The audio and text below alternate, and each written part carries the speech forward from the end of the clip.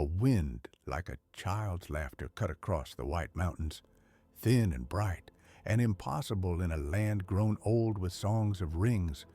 It came carrying the brine of distant seas and the snap of smoke, and where it ran, the grass lay flat as if bowing, roofs shuddered, and stones remembered a new ease. People stood and shut their doors, listening to it as one listens to a fox at the edge of the woods, half afraid, half curious, because for long ages the wheel of power had been governed by iron and rune, scroll and crown, and none had spoken to stone and sky in that playful, intimate tongue. The air itself seemed to grin and try on a shape. Beneath that laughing wind, near a hamlet of Gondorians, clinging like a stitch to a river's curve, a figure alighted where no path ran. He bore no heraldry. He wore simple robes that whispered, and his head was gleaming and shorn, marked with a pale arrow at brow and wrist. He walked as if the earth were part of his breath. In his wake, the reeds straightened, and a dog rose and trotted to his side. The villagers watched from low doorways and behind carts. Rain clouds bowed as if ashamed. A stray sparrow landed on his outstretched hand and preened as if it had always been expected. Storm came on the heels of the wind, black and fat with menace, splitting the pale sky over the hamlet. Thatched roofs trembled. Children were snatched from play. A woman cupped a babe to her breast, and the babe opened its mouth to cry. Men bunched to haul down a lopsided scaffold and shout directions, and a bell in the little watchtower clanged a warning that sounded thin and helpless. The first strike of lightning split a black poplar in half, and thatch caught like kindling. For a moment, the world narrowed to smoke and the suspension of breath. The stranger moved without haste. He set his palms to the wind and laughed, soft, without mirth. With one long, fluid motion, he tugged at the storm like a seam and folded it into himself. The gusts that had been bent to the sky became a dome of moving air over the village, a shelter that whispered and shifted but did not break. Rain that had meant ruin fell instead in a steady, tame sheet along the wind dome's outer skin, and the villagers felt the water as a gentle hand. Houses creaked and sighed, spared their roofs. A child reached out and touched the air. It was cool as a stream and warm in the hollow of his palm. The burning thatch was a different trial. Flames, greedy and yellow, licked along rafter smoke, rolled like a dark river. The monk crossed himself in no known creed and touched the heat as one might lay a hand upon a bellows. He drew the heat up and away, no magic of theft, but a turning, a conversation, so that fire grew thoughtful and small. He cupped his breath and called the smoke to his face, but instead of suffocating, he breathed it out as a soft mist. The embers dulled as if tired, and in their place the monk coaxed drops from the very air, conjuring a rain that did not fall from clouds, but from the cool breath of flame. Men fell to their knees, not in understanding, but in a simple, astonished gratitude. Earth answered next.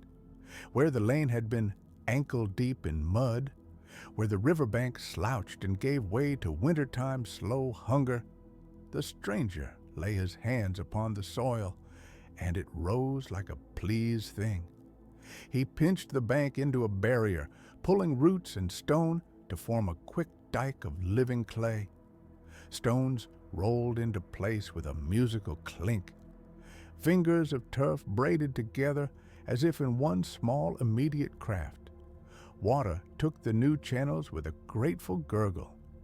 A shepherd who had feared the river's next swell swore he felt the land itself breathe, acknowledging a master no crown had named.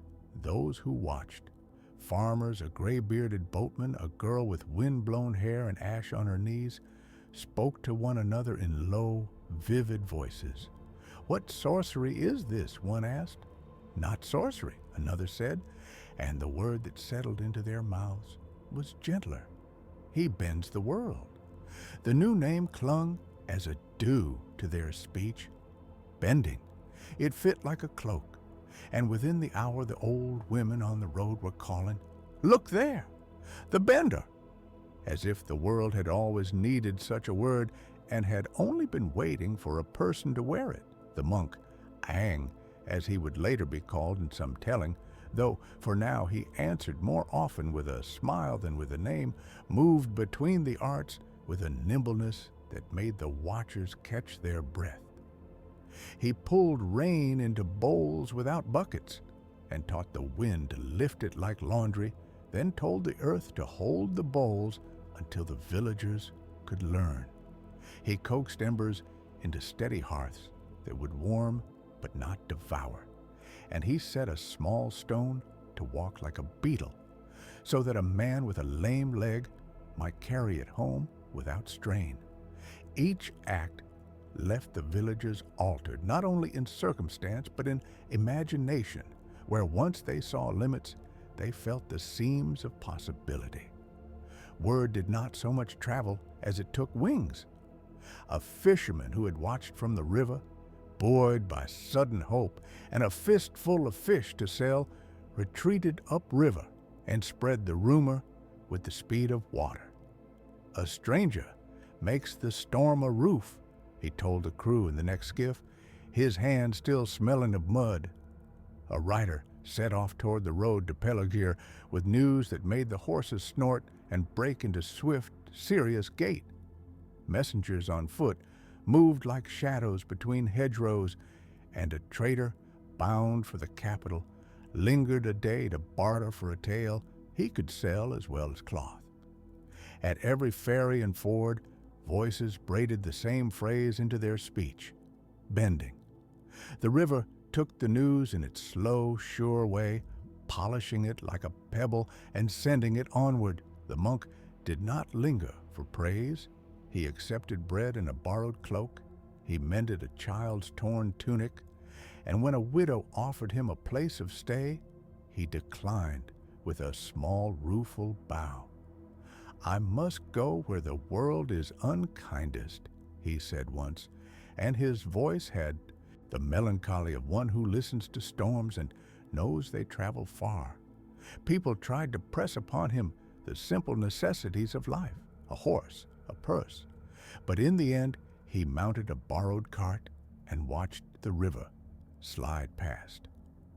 The dog that had followed him did not leave. He walked with the easy surety of someone who knows his path even when he could not name its end. Not all who watched were moved to wonder. Across the white mountains, beyond the smoke and the murmured praises, the stirring caught a darker ear. There are eyes that dwell where light is a commodity to be measured, and fear is stocked like grain. Some gaze counts any new art as a debt to be repaid in obedience. When the first breath of the monk's bending brushed the high places, it carried with it a whisper that was not praise. A shadow took notice. A watcher in a hard-scarred tower turned his face like a tide toward the movement of air and thought, as a captain at sea measures the wind for the taste of war. That darker gaze did not move with the loose, laughing wind that had borne the monk. It measured, cold and patient, like winter laying out its stores. It had not yet unfurled its will, but it is the nature of such places to catalog a new power and to imagine its uses. The rumor of bending would sail like a boat toward courts and citadels, but it would also reach those who fashion fear as a weapon. Even as the monk crossed bridges and passed under archways that had known kingly feet, the thought of bending as a craft to be wielded in domination began to take shape in far-off councils. In the village, Under the sky mended into an impermanent shelter, children played with a gust the monk had left laughing like a favorite toy. Old men argued, softer now, about whether bending could be taught or stolen, whether it would be a balm or another chain. The monks at a nearby shrine muttered prayers and watched. Some counted the stranger as a sign, others as a test. The river kept its patience and slipped the story along, while the road took riders who would press the news into the ears of magistrates and captains and those who keep coin near their hearts. The stranger paused once beside a milestone and looked to the south where the great cities rose. His eyes held something like homesickness and something like curiosity, as if he had already learned the cruelty of worlds and still hoped to mend them. He lifted his hand, and the air shimmered with the same gentle authority that had saved the hamlet. Then he chose a path that led toward the main road, where politics and power waited with nets to catch what they might. Behind him, the village returned to its chores, its newly quiet hearths, and its new word. Before him lay an iron-hardened realm of crowns and councils. The winds that carried his steps carried, too, a sound that was not his, an answering stir from across the mountains, and in that answering there was the sense of eyes turning. Gandalf came at dusk, when the light favored the hills and turned every blade of grass to a thin, cold silver. He did not ride with trumpets, nor stride in mask and mail. He came alone, with the slow step of one who has learned to measure the world by the weight of its sorrows. His staff tapped the flagstones as if counting something unseen. Aang stood in the courtyard, bare feet on warmed stone, a small figure against a sky the color of old bone. He had just finished a demonstration. Air had braided round his wrists like ribbons. Water had risen from a basin in the shape of a child's hand. A slab of stone had obeyed with the soft reluctance of an animal coaxed from sleep, and heat had gathered at his throat like a distant memory. The courtyard smelt of wet earth and hot metal.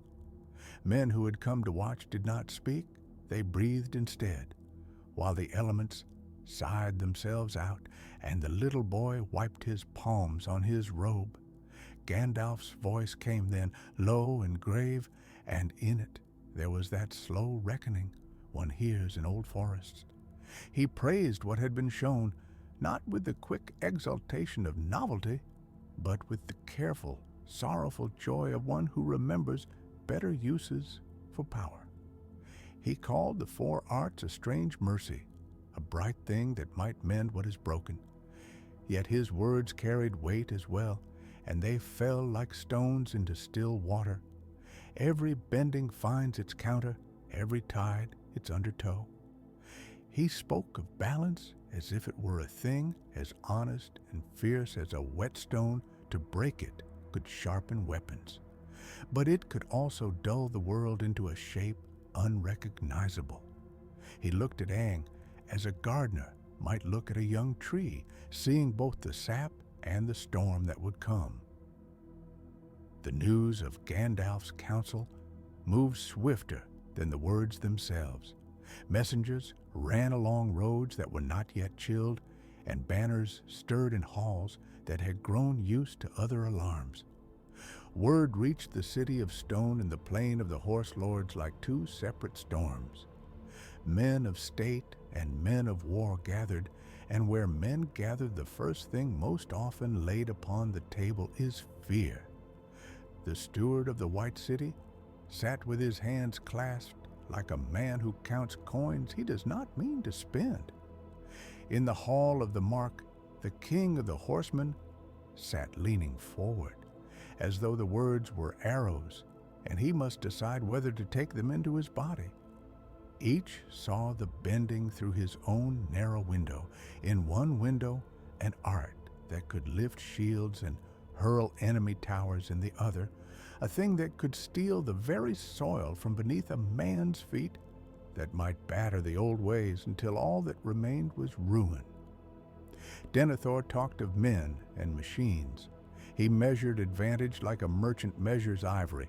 He argued that armies are not grown but made, and a new craft could be taught as easily as a new formation. He imagined walls raised without toil, trenches filled with a breath, catapult arms strengthened by the steady hands of earthbenders.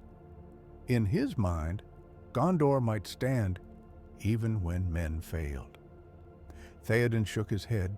With the slow force of a tree under wind, he had seen for himself what whispered counsel can do to a ruler, how a voice at the ear can unlearn courage and teach instead a loathing for the very things a king must protect. He feared not the new art alone, he feared those who would use it without law or mercy. Between them, the debate burned, and the hall smelled of oil, wet cloaks, and the iron tang of worry. While the debate wandered between promise and peril, Aang was pressed hard by both councils. Gandalf advised caution, yet he pressed Aang to teach where teaching would not unmake. He said words to steady the boy's heart. He taught that a discipline given without guard is like a sharp knife placed in a child's room. Teach them restraint, Gandalf said. Teach the holding back, the binding of power to purpose. Teach the four arts as guardians, not as engines of dominion. His hands drew in the dusk with the slow gestures of a teacher who knows the lesson must sink like seed.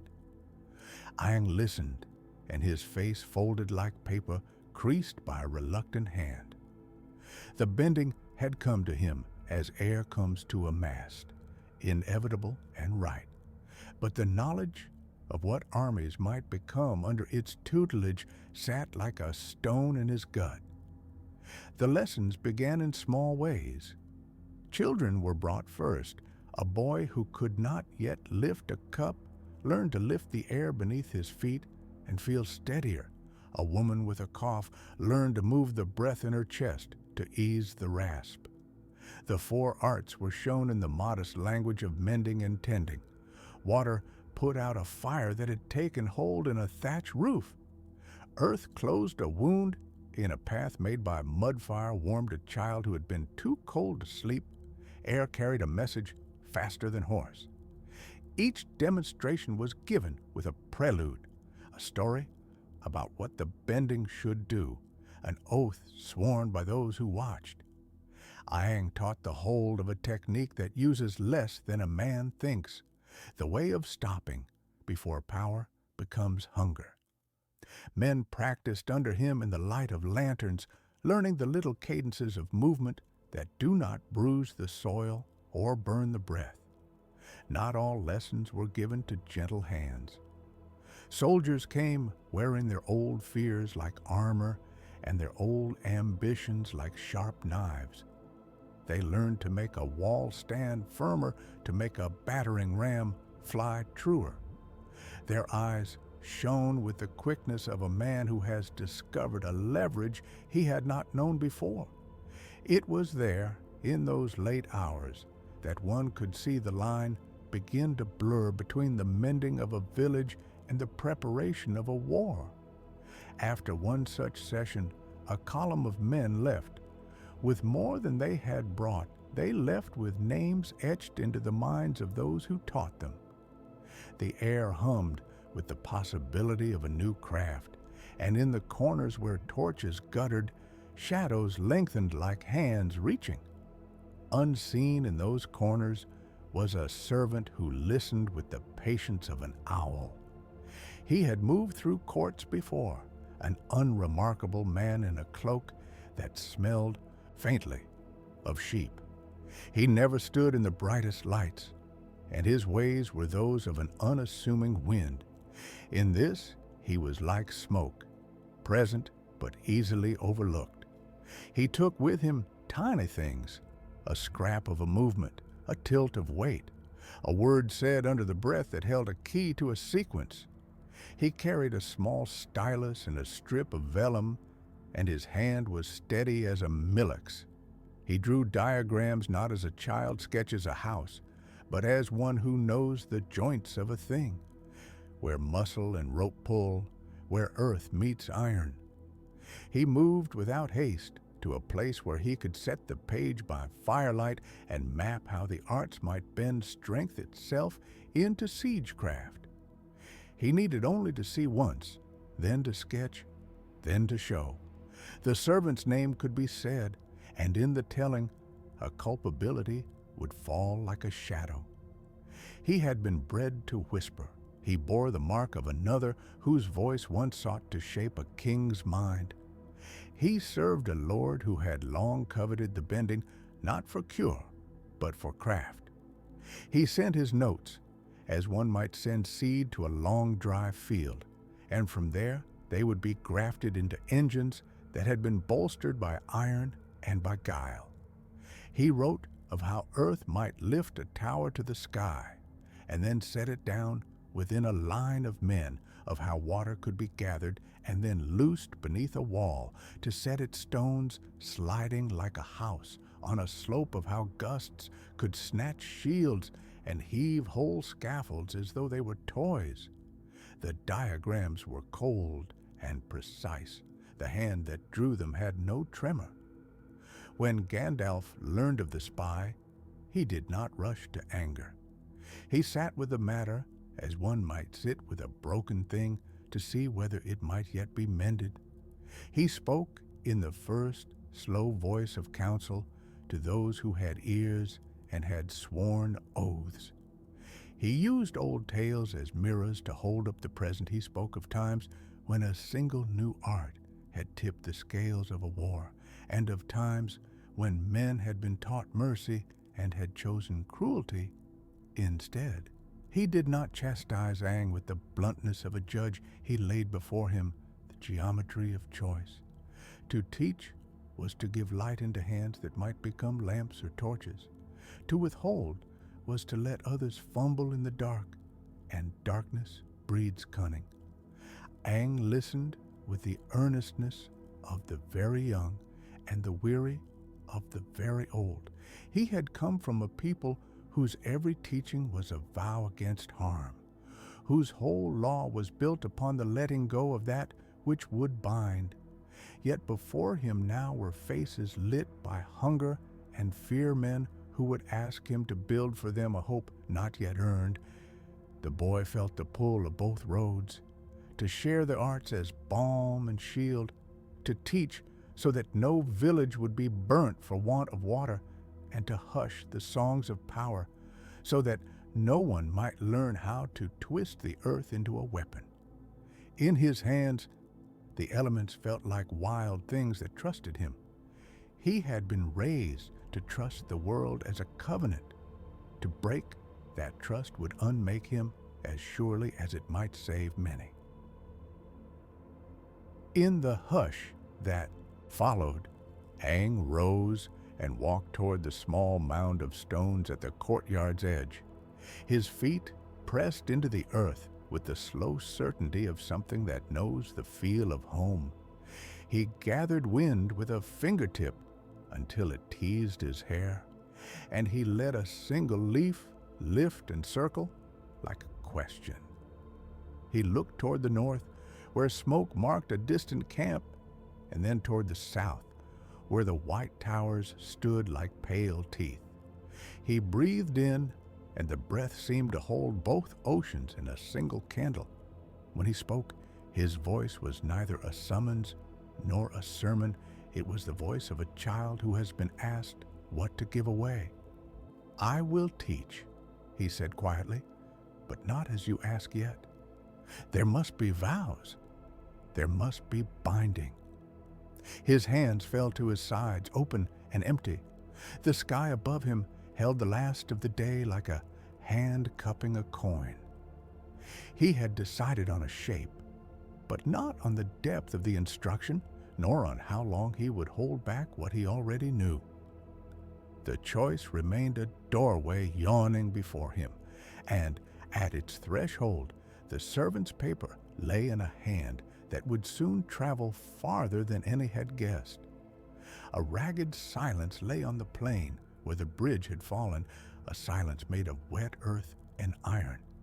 Men stood with their hands blackened by mud and old fear, while the river took its new course like a slow-throated beast that had been denied and now drank with both violence and hunger.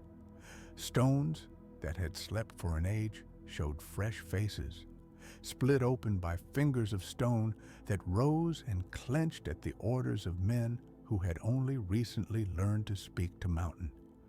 Water, which had been a road, gurgled where wagons should have rolled.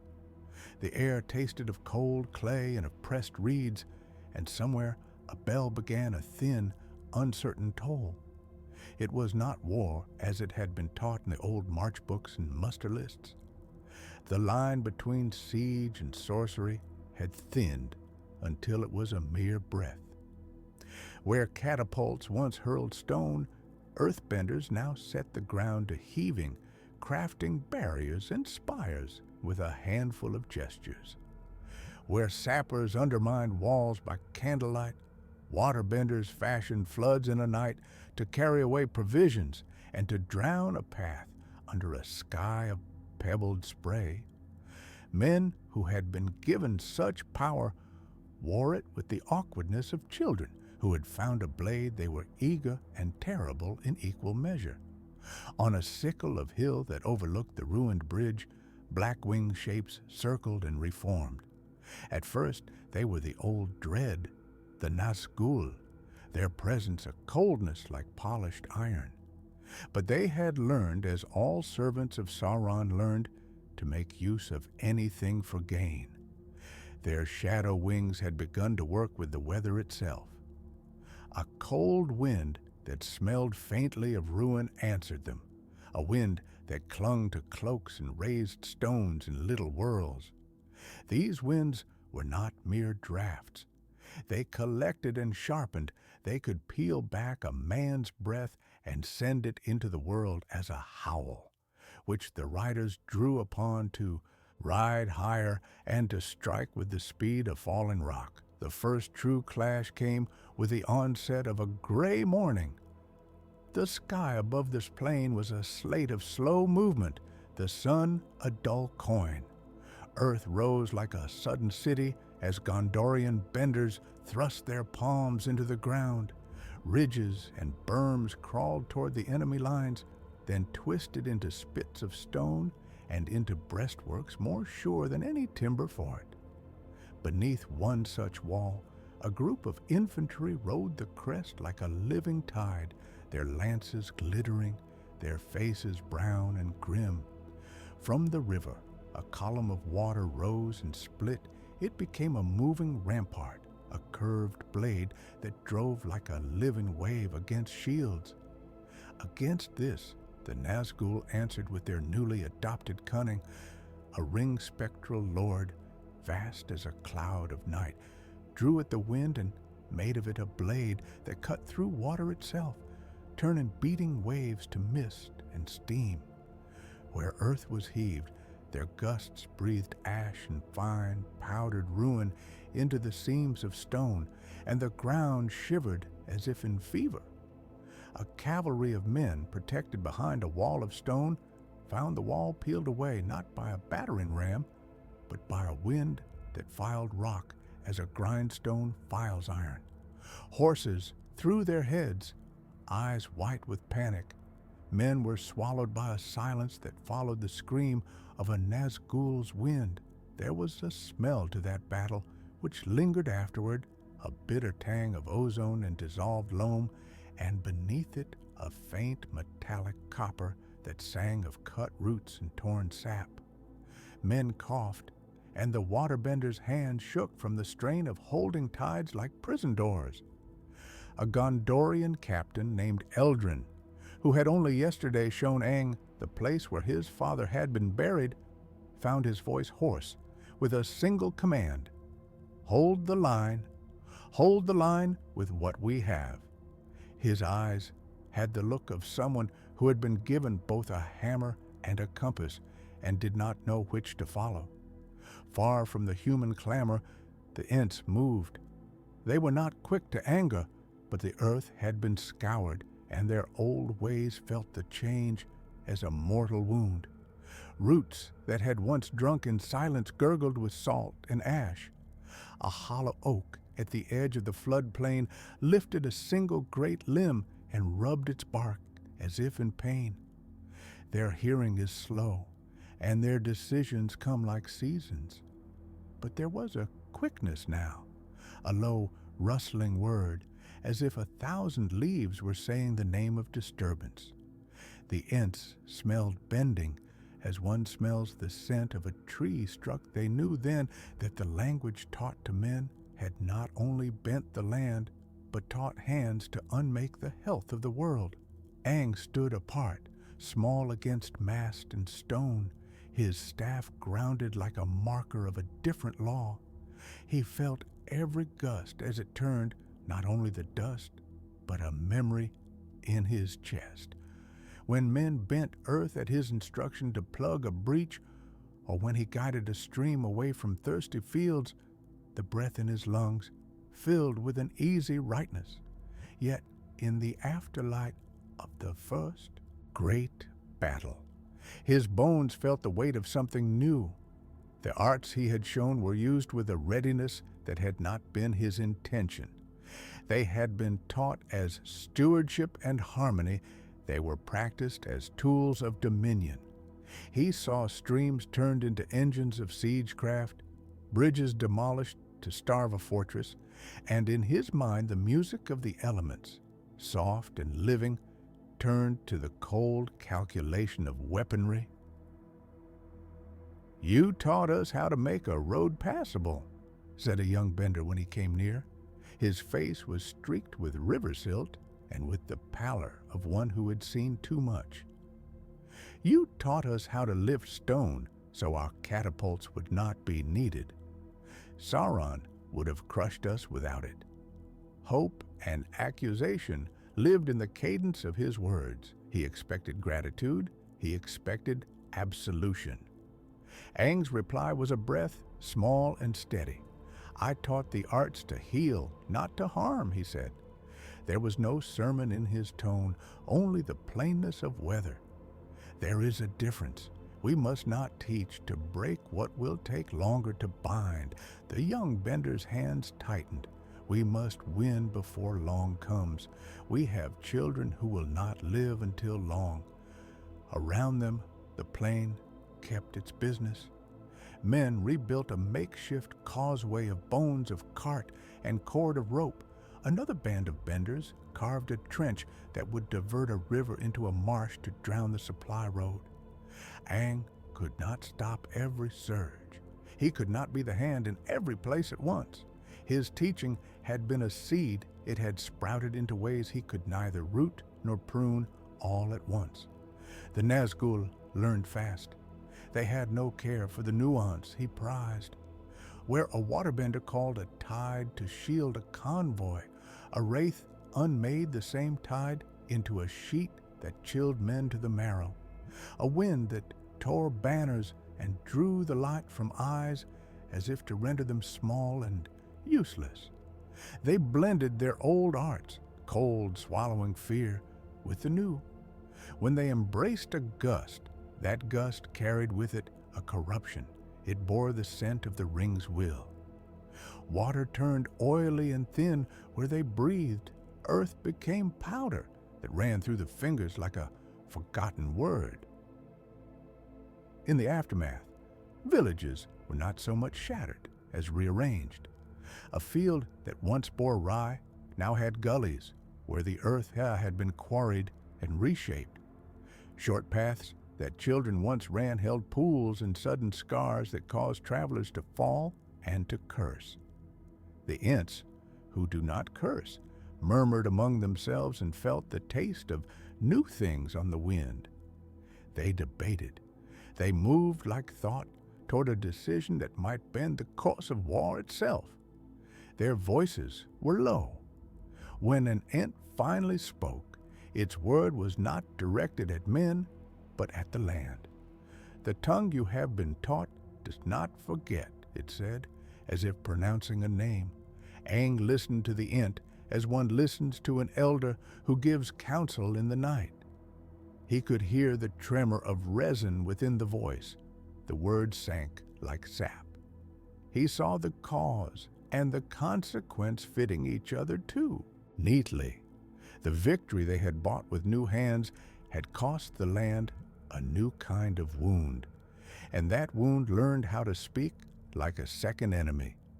Sauron, who knows too many tongues, began to shape a dialect of wind and water and stone that answered not only to him, but to the ring's malice. He had come with a belief that a better knowledge would yield a better outcome. He had not imagined that knowledge would act like flame tossed on tinder. Battles now were not decided solely by steel-tempered courage, but by whose hand could bend a river to play the stronger tune. Siegecraft had become choreography, and choreography was easily corrupted by rhythm that drew only on force. There are moments in which the map of a man's choices is laid bare. For Aang, the map spread as an ache. He could forbid teaching any more. He could order the arts to be hidden and the few who knew them to be hushed. But secrecy breeds desperation. Forbidden things grow more cunning, and they attract those who will use them without caution for advantage. He could continue to teach, but to alter the lesson, to thread it with ethics and restraint. He could seek counsel. The Ent's restlessness made their counsel not only desired but necessary. They were slow, and yet their slowness was not cowardice. In the slow way they judged, they might supply a steadiness the war sorely lacked. Aang felt the wind of decision like a hand through his hair. He looked toward the green where the trees had first spoken to his heart. The Ents had not yet moved in earnest. They stood at the brink, weighing the harm done to roots and to rivers against all the time they had to devote to war. Aang knew their answer would not be swift. He also knew that some answer must be found within days, possibly hours, before the Nazgul's new dialect matured into a true arm of Sauron's craft. He tightened his grip on his staff. Around him, men argued and patched and bent. The plain smoked in places from fires set to dry sod. The Nazgul wheeled in the distance like the hint of a storm. Aang felt the weight of the art's promise and their curse pressing at his ribs. He would go to the trees, he decided, and ask the slow judgment of living wood on how to teach better, how to seal the tongues that learn to harm. He would not let the knowledge spread unchecked and become a new instrument of subjugation. He would not, if he could help it, teach a language that the enemy could speak.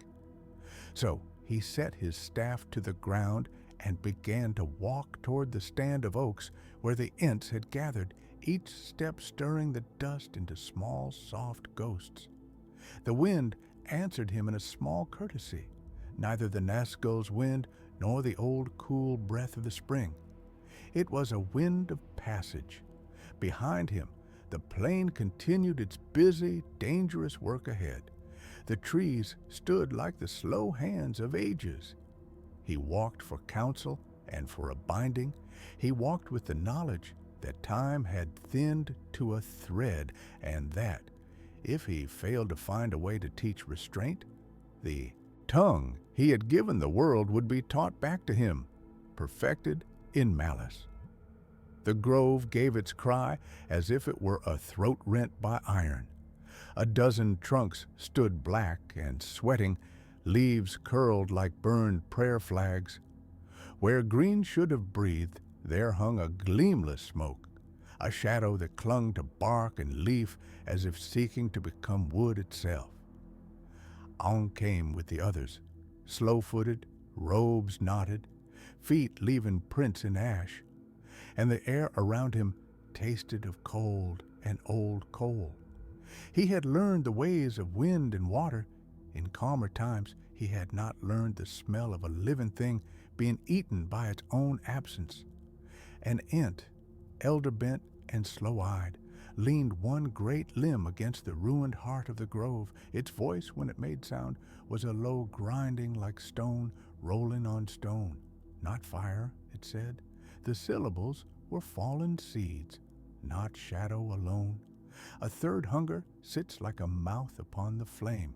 It does not eat and leave, but eats and changes. A black tongue of flame, the watchers told, had licked through the undergrowth here, flame that held a depthless dusk at its core. Orcsmiths of Mordor had always mixed oils and bone to make fires blacker and more blinding. This thing was a conjuring of a mind that sought shape rather than scorch. Shadow braided into the blaze, and the blaze learned to swallow the breath of living things to make green turn to glass.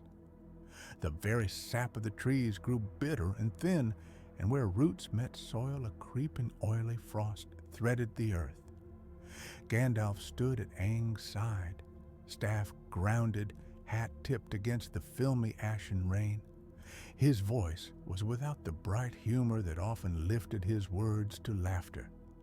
Power, he said, given where none watchfully tended, grows ideas that would have been stranger than the giver ever intended.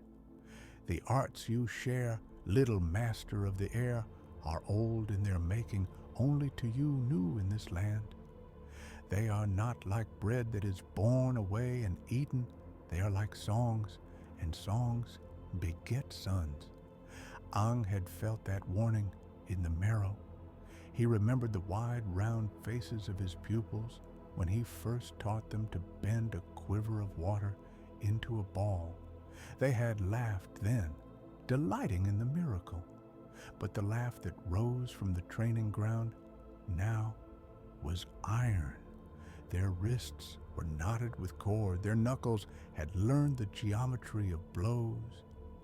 At dusk, they took practice on straw men and on the formless air, and their teachers' lessons were recited like commands.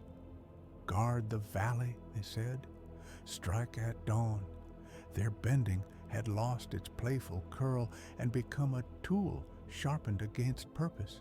He had tried to hold to the old faith that the greatest act of teaching was to set a spring running and trust the land's own course. Yet storms come that change riverbeds. He had watched a boy lift water in his hands and harden it into a blade and then stab at a roving pack of wild men. The strike was clean, the boy's face hard as flint, and afterward he smiled as one who has learned a trade and nothing more. It was not the smile Aang had wanted. Gandalf's warning, soft and severe, lay like a map between them. Every gift without guard ripens into mastery's shadow, he said. These arts, if left free, will find the hunger that feeds on them. They will not be merely taught, they will be seized by fear and bent into siege.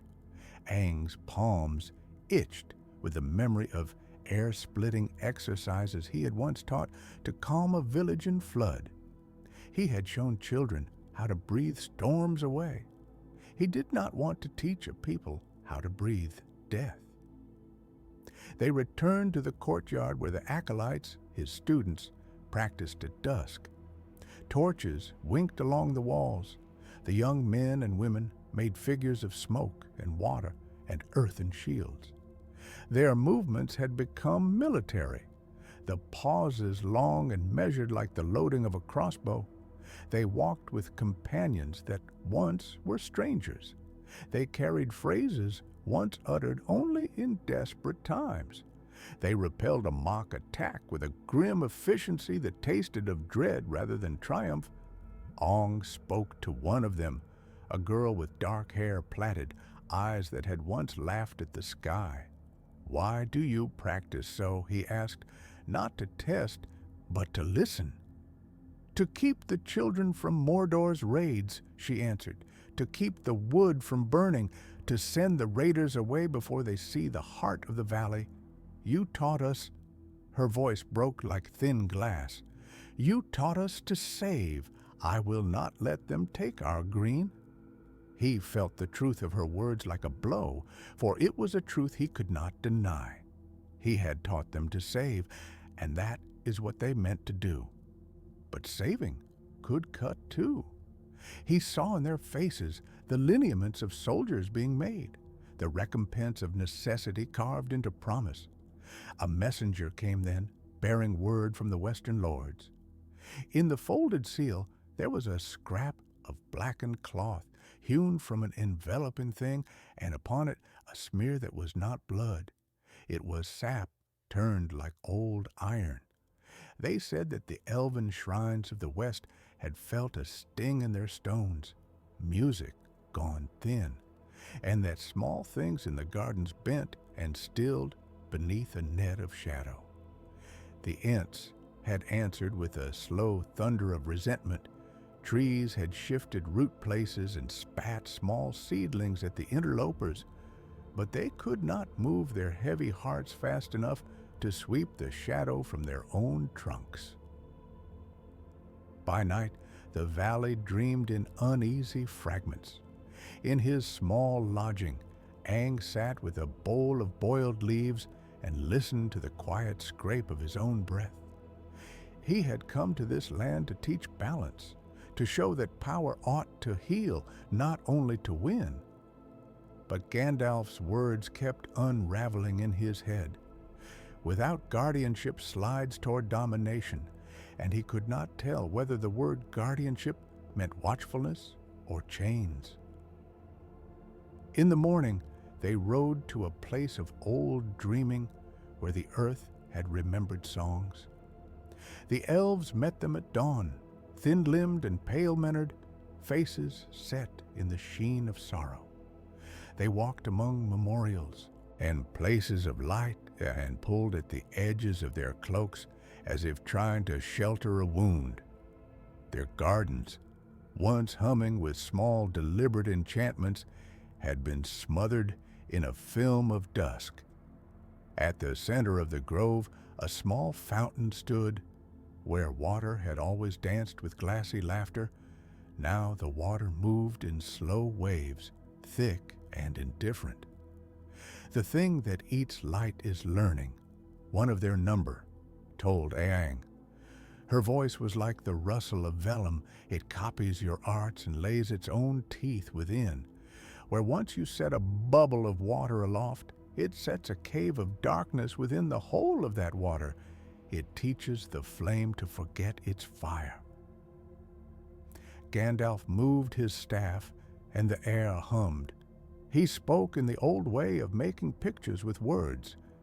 Think of a river that knows how to cut rock. If you teach many to be that river only for defense, the bed deepens. Bridges fall. The land learns to fear the river and build walls that starve its banks. He looked at Aang with the slow intensity of a thing that has watched many seasons. You are not asked to withhold teaching. You are asked to bind it, if binding you will, to place wards, to appoint caretakers, to temper the gift with law.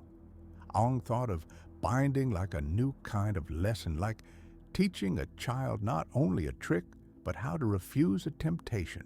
He had no training in making laws or wards. His lessons had been breath and motion and laughter.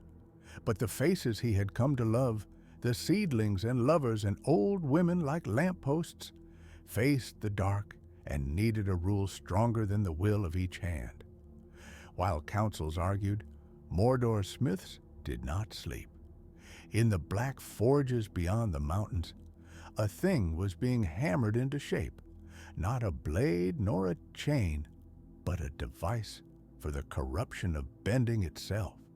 They called it, not in the tongues of the free, but with language bent and cruel, a tower of iron and glass, a crucible and a bowl set to catch the breath of the world. Its makers spoke of teaching the land to obey by making the arts themselves sick with shadow. They had learned to craft a seed of blight. Where it touched earth, water shivered where it hovered near air. The wind grew thick and hoarse, coughing up shadows like ash. Fire came close and did not burn, but congealed, as if a heat had been forced into a shape that the world must wear. The thing's laughter in the forge was a dry rattle. Gandalf walked the walls of council with long strides, his shadow fallen like a hand across small maps. "If such a contrivance is made," he said, "it will not be merely a weapon. It will be a contagion of method. The art you shared will be made into a sickness. The very fingers that learn to lift water will learn to lift that which kills water." His eyes were pale and steady. One cannot fight a sickness with kindness alone. Aang looked out from the parapet at the distant line of smoke rising in the east. He felt for a flicker the old world he had known, the air temples, the laughter of his people, the clean night. He felt the great companionable silence of Gandalf and the pressing urgency of his young students' faces. He felt the Ents lament in the wood. Within him, the monk's oath was not merely a contract. It was a living cord that ran like a vein through his chest. Yet, as the cord tightened, so did the knowledge that what he had given could be used to bind rather than to free. He thought of guardianship as a choice between being a teacher who sets loose change in the world and being a steward who takes back the seeds he had scattered. If he reclaimed, he risked becoming rule and jailer both. If he refrained, he allowed the arts to become tools of fear in hands eager for order. At dusk, he gathered his students. They stood like ciphers of his instruction, strong-jawed, calloused, eyes reflecting the torches. He watched a small one set his hands into a bowl of water and lift it like a bird. The child's face was bright with wonder as the water spun and chimed. There, in the simple miracle, Aang felt his last anchor. "I have taught you to bend for life," he said into the hush. His voice was small, but sure. "You will need to use it to save your homes. I do not forbid that. But there is another thing we must learn together." They listened as if the air had been stilled. "We must teach restraint as fiercely as technique," he continued. "We must bind the arts to purpose with rules that are remembered like prayers. We must go to those who have kept guardians long and learn of wards and pacts. We must not leave what we have given to hunger." Gandalf's face softened as if his spine had been given a small easing. Around them, the torches flared. The lines of the valley were quiet, but expectant. A plan was a small thing, but it moved. It moved like a footstep across still water, making ripples that did not yet know whether they would become a flood or a promise.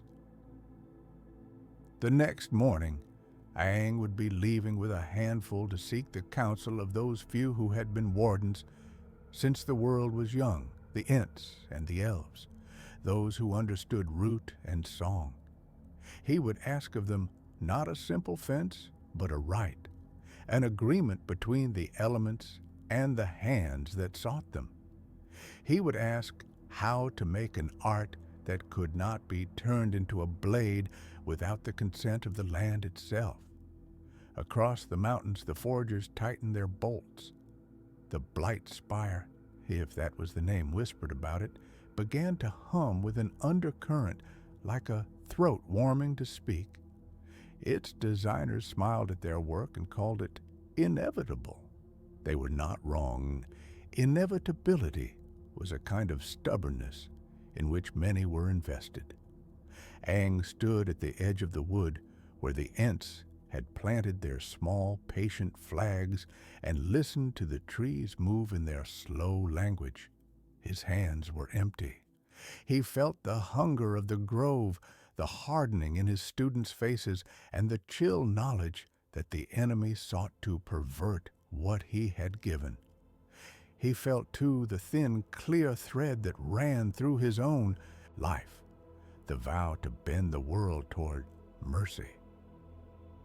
He did not yet know whether to become a guardian who set limits upon his teachings or remain simply the teacher who had changed the world. But he knew one thing as dawn spread: he would not let the arts go unguarded. He would set out to learn the bounds and to try to sew them into the very rules of bending before the blight spire could teach the world a new black grammar. For an hour the world had seemed to bend itself about a single will. Water rose like glass from the Anduin's wet breath and wrapped itself into living chains that creaked against the wheels and timbers of the great siege engines. Stone answered, as if remembering old songs. Ridge and riverbank split and thrust up like the ribs of some leviathan, pinning the engines fast so that horses could not rear and engines could not turn. Wind came down from the high places as an answering army, thin and bright, and it took the Nazgul from the sky as a net takes moths. They found themselves buffeted sideways, their cloaks stripped and their horses driven mad, pushed off the ridges and tumbled into gouged ditches. Fire moved with a mind of its own. It twined round the defenders like a serpent shielding its young, then uncoiled with sudden purpose to lick at the forges and smithies behind Sauron's lines. Sparks flew like malevolent stars, and the forges answered in a groan of spent bellows and broken hammers. Aang stood at the center of that storm, air in his hair, feet bare upon a patch of trampled meadow. His face was wet with a child's fierce concentration. His palms were raw where earth and water obeyed. He had taken to the four arts as one takes to a raft in a flood, because there was no time for ceremony, and because the voice of the enemy reached even here as a low, cracking hunger. Around him, elves who had once scorned such shifting of elements watched with mouths tight, and a line of men from the northern holds bent their heads beneath gusts that smelled of sea. No one spoke of precedent. There was only urgency, and the small, almost secret smile he gave when a bank of river lifted to catch a falling tower. But the victory that began with a child's quick hands required a greater cruelty to complete. The forges that smelted Orcish iron and stitched metal to malice were not merely buildings. They were the beating heart of an industry shaped by long cunning. Bellows arrayed in caverns, furnaces lined with ores wrested from the earth, and above them plans drawn by Sauron's own hand. To free the world from that industry, the forges had to be sundered, not simply silenced. Fire answered Aang's call, but it did not suffice to lay them straight. He learned then the other face of bending, the one hidden in teachers' warnings and in the old stories that call such power both gift and guile. When he breathed and the flame leapt up, it did not stay obedient. Instead, it hissed and flowed like a living thing, testing edges, seeking weaknesses. Aang let it be, guided by grief as well as purpose, and he found how grief could sharpen a will until it cut. The fires slithered through sluices and cart roads, coiling inside that black complex of smithies until metal softened and bellows collapsed inward with the sound of whales that have ceased their song. Men and orcs fled the structures rotted as if rot had teeth of iron. Aang's breath came faster, and a small, desperate sound escaped him, half laugh, half cry, when a spur of flame found the enemy's map room and turned its parchment into a scatter of ash and light. Gandalf had stood beside him then, gray robes singed, staff blackened at the tip. He had watched, not with wonder, but with a slow, grave tallying. There are ways to unmake that are handsomely terrible. He murmured into the wind, and his voice was like hooves on dry earth. He did not command Aang to stop. He did not have to. The child's hands were already trembling with a knowledge that had a face. When the last bellows fell silent and the smoke ran like a soft river over the plain, the battle turned quiet as a held breath.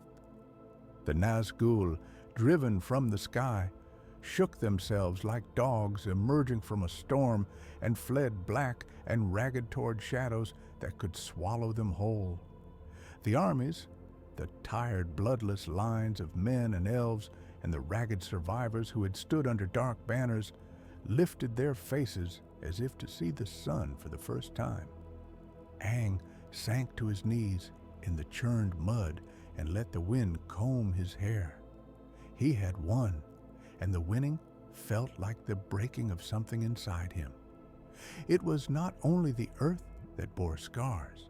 The victory had been decisive, but it left fractures where there had been agreements. Among the dwarves, old grudges deepened into an uneasy silence to them.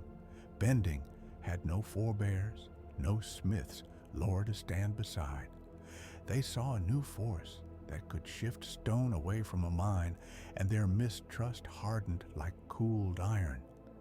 The elves, who had walked the greens of the world since the first laughter, felt the balance change under their feet and drew back, wary. Men rejoiced at the deliverance, and yet some among them whispered, "What price shall be paid when such gusts and fires answer any man's word?" They called for vows. They called for guardians. Old alliances, bound by oaths and mutual need, creaked under new burdens. Aang felt those looks as knives. He had come with one promise, a promise carried across an ocean of seas and time, that such arts would be given freely, not sequestered, not made instruments of dominion. He had said the world should choose, that people should learn and decide, that no child's hand should hold a bar of law over another's head. Yet in the mud, when a boy's laughter had turned to a Mon's judgment and a line of furnaces lay dead, he understood the lie within hope. Innocence has no armor against necessity. To save, he had used the very force he had sworn to let pass unchecked. He stood then and faced those leaders who had come forward at Gandalf's, urging, a stern figure in a helm, dented by a falling beam, an elf whose eyes had not yet dried from watching the sky, and an old woman from the far downs who smelled of smoke and bread. Gandalf spoke, and his words were not loud, but they cut like a chisel. The world had been spared one shadow, he said. It had been reborn. Now a new charge lay upon it, to decide who would watch the watchers. The council that formed beneath a sky still striped with the smoke of the forges moved with a kind of solemn improvisation. They counted debts and made ledgerings in the air, promises that Aang could not ignore. Some voices demanded that bending be taught freely, that each people keep their own teachers and their own laws. Others proposed that certain arts be forbidden, not because of danger, but because power rarely stayed innocent once men and races took it into long hands. A third council, whispered beneath breath, urged that the arts be sealed away entirely, put in vaults of stone and song, removed from living memory so that temptation might not rise again. Aang listened as if every word burned him. He heard Gandalf weigh the options, the gray wizard's mind working like a chessboard where pieces had names and debts and futures. "We cannot pretend the past will shelter us," Gandalf said. nor may we pawn freedom for safety until our children learn only fear." The wizard did not offer an answer. He only put forward a truth. Power alters not outcomes alone, but the souls who wield it. So the question became less of policy and more of stewardship. If bending were to remain in the world, who would bear the burden of oversight? Who would ensure it was not taught to serve vengeance or avarice? The answer that rose, slow and reluctant, was not a single name, but a kind of guard, a covenant crafted of elder speech and dwarven stonework, bound by vows and watchfires. They spoke of wards that would mark those who learned, of trials to test intent, of keepers who would not be rulers but stewards, bound by oath to give counsel and to remove the arts where they broke the fellowship. Aang found himself offering a pledge he had not planned. He would not let bending pass unchecked any longer. He would become something half foreign to his nature, a keeper, or at least a guarantor. He placed his palms upon the sod and felt the damp like an old companion. "I have seen what grief will do with these hands," he said, his voice small and steady. The leaders watched him as one watches weather, uncertain whether it will pass without harm. He did not speak of punishment. He spoke of learning. He would teach. He would stand as the first watch, and when his breath failed, he would ask others to take his place. There was a movement among the dwarves at that pronouncement, a rumble like a drumbeat from caverns. They would not be comforted by a single guardian from beyond their gates, nor would the elves accept laws without safeguards woven into the very stones of the world. So they proposed a different plan, not to vest power in a single hand, but to create rings of stewardship, small circles of guardians drawn from each people. Each ring would hold a different part of the covenant: teaching, trial, preservation, restriction, and together they would form a fence around the arts. No one ring would have the whole key. Gandalf considered this, and with a look that held starlight and ash, he nodded. He raised his staff slowly, and upon its tip the last embers of the forges flared, then went out. In his palm he held a faint shape, like a promise shaped from smoke. "We will not make a prison," he said, "nor shall we let the world remain open, free as a nursery where children toss torches. We will be keepers. We will bind the arts to vow and to ceremony, so that those who seek them do so with knowledge and restraint." The talk turned, as all councils do, to the means of binding. Songs were remembered, old words that could be woven into the fabric of rock. Rings of iron and mithril were proposed, not to enslave, but to warn. Gates were planned on passes where rivers ran shallow and the wind had few secrets. The dwarves would set chisels to stone, the elves would stitch sigils into trees, men would raise halls where laws could be read aloud. Gandalf drew a map in the mud with his staff, and as he did so, Aang watched him and thought of the world he would now be called to alter day by day. Beneath the council, unseen, the land murmured its own consent and dissent. Where forges had burned, shoots of blackened grass were pushing through ash. A bird cried, thin and new, over a shattered tower. Somewhere a child laughed. Somebody answered with a voice that had learned to be careful. These small sounds were not promises so much as witnesses. Aang rose when the council began to name the first keepers. His hand still smelled of smoke. He had won a victory, and that victory had weighed him down with a knowledge that nothing simple remained. He would stand watch. He would teach with caution. He would not let the arts be a free commodity. Yet, even as he made these vows, something like a cord inside him snapped.